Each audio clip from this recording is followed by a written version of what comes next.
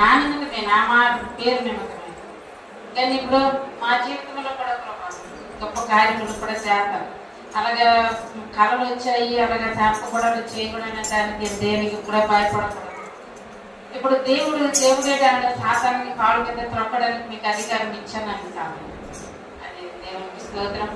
మరి మా జీవితంలో కూడా మరి మొన్న నేను ఊరు వెళ్ళాను. మా చెల్లి పరిస్థితి అయితే ఆపరేషన్లో ఉండేటప్పుడే సాతాను గొప్ప ఇబ్బంది పెట్టి దానికి కంట్లో కనబడిపోయి దానికి అసలు ముక్కులే పైపు ఉన్నాయి, చేతులకి 2 పైపులు ఉన్నాయి, ఈ ఎడం చేతులకి.